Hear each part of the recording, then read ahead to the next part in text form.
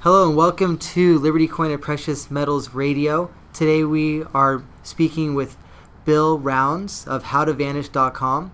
Bill has a lot of work under his belt. He has written that book, How to Vanish. He maintains the website, howtovanish.com. And he's also been a guest on the Lou Rockwell Show, which we're all fans of Lou Rockwell here at Liberty Coin and Precious Metals. That's actually how I found out about Bill. And I ended up seeing him speak at Libertopia 2011, which took place at Humphreys by the Bay in San Diego. I wasn't aware, actually, Bill, that I had heard you on Lou Rockwell. I knew that I was interested in the subject that you're speaking of, how to vanish in legal ways. But after you started speaking about 2 or 3 minutes, it dawned on me that I'd heard you on Lou's show. But Bill, what got you into privacy? Why do you think privacy is important? Why did you start the website? Yeah, well, first of all, good to be here. Good to see you again.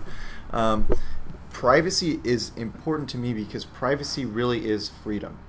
Without being able to control who has access to our own personal information, what personal information becomes public, we really don't have any personal freedom. And so being able to control how much of our own personal information is becoming public for whatever reasons is really what gives us that freedom to be who we want to be. Throughout my life I've kind of been concerned about things like our civil liberties and personal freedoms and things like that. And ever since the Patriot Act, I think everybody is well aware that civil liberties and personal freedom and personal privacy has been eroded significantly. We're basically in a state of constant surveillance, whether it's financial surveillance or electronic surveillance.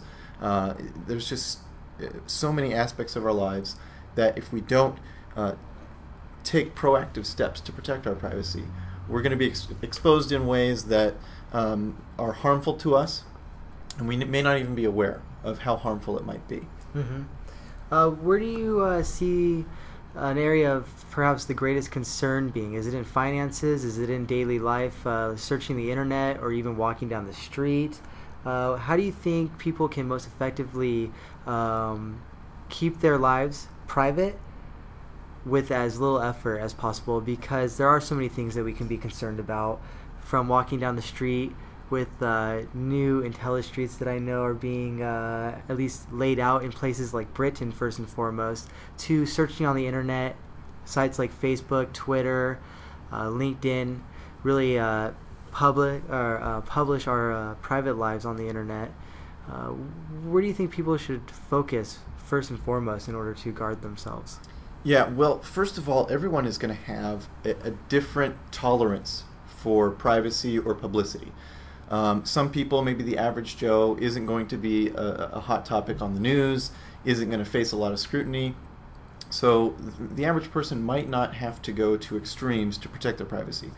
But if you are a public figure, if you're someone who is in the news, or maybe you're just a wealthy individual and could be potentially opened up to frivolous lawsuits and things like that, you may want to take extra steps to protect your privacy. So it's going to be a little bit different for every person. And so every person can really just look at their lives, see what their tolerance is, see what the risks are, and then choose the strategies that are the best for them.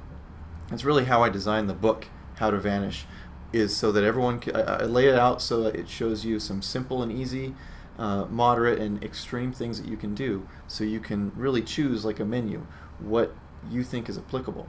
But I think that what you said about how, what are some of the simplest things that people can do to get the most privacy benefit with not a whole lot of effort. And I think for just about everybody, there's a few things that they can do to protect a lot of their privacy without a whole lot of effort. And it's not necessarily carving out, disappearing completely from the grid and going and being a hermit in the mountains. That's just really difficult to do. It's going to cost a lot. But everyone can carve out small sections of their life, small areas that are completely private, either using encryption, by using a free program. There's TrueCrypt is a free program that's really simple to use. If you can use email, you can probably use TrueCrypt and encrypt some of your data on your laptop.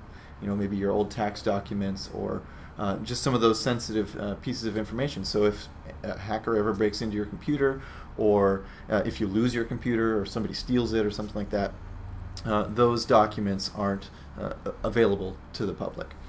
So there's a whole range of those kinds of strategies that are free, easy, anybody can do it, and it really gives you quite a bit of protection.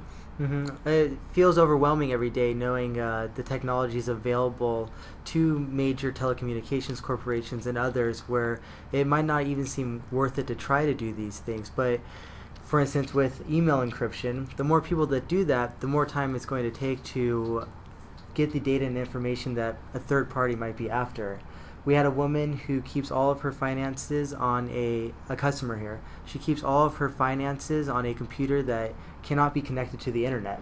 So she does everything important on this computer, which is actually say 30 or 10, 15 years old, without any internet access. Yeah, and you mentioned technology, that we have all these technologies that are being developed that with technology, there's actually technologies at the same time as they're being developed to invade privacy and see more. Technologies are being developed to protect our privacy as well. I mean, they go hand in hand. So there's still things that we can do to protect our privacy and still use technology. It takes a little bit of extra effort, takes some more time, but it's possible, and we can do it, like encrypting email. And just like you said, the more people are encrypting their files, encrypting their emails, the harder it becomes to focus in on any one particular person, because the amount of resources and time and money it takes to unencrypt one thing by brute force is a lot more time, money, and energy than it took to encrypt it in the first place. So once you get a lot of people doing it, it becomes harder and harder and harder. One thing a lot of investors speak about is counterparty risk. If they have assets in some big company somewhere, that qualifies as a third party who have some control over their personal finances. Even a bank holding considerable savings in a bank, you have exposure to counterparty risk, or a safety deposit box in a bank, because safety deposit boxes are actually not insured if you read the small print. Counterparty risk and privacy, I think, go hand in hand. Financially speaking, Bill, do you have any suggestions how people should go about their finances, be it putting gold and silver into, or putting their finances into gold and silver, holding it physically so that they are able to eliminate that counterparty risk? Yeah, I think you're right. They do go, counterparty risk and privacy go hand in hand, because whenever you share something with somebody else, you're exposing yourself to the risk that they're going to share whatever you've given to them with other people, maybe against your wishes. So if you deposit money into a bank, or if you share your name with that bank, or if you deposit gold or silver with some kind of vaulting service, there's always the risk that they could run away with it, or something like that. They could expose you or share your name with whoever comes along. So it's really about assessing what your own personal risk and reward is for doing taking different actions. So some people will be just fine with having a few gold or silver coins in their house to protect them. Maybe that opens them up if somebody breaks into their house and finds them. They run that risk, but they're not running the risk of having somebody else run off with it. But you don't necessarily want to have thousands and hundreds of thousands and maybe millions of dollars of bullion in your house. That could be a little bit risky, having it all in one place. So maybe it's worth it to other people to find good, reputable vaulting services, and there's vaulting services all over the world, and have some of your gold and silver bullion or whatever stored in those places all over the place, to spread out that risk a little bit. Yes, you are exposing yourself to a little counterparty risk, but it may be worth it to you in the situation that you have.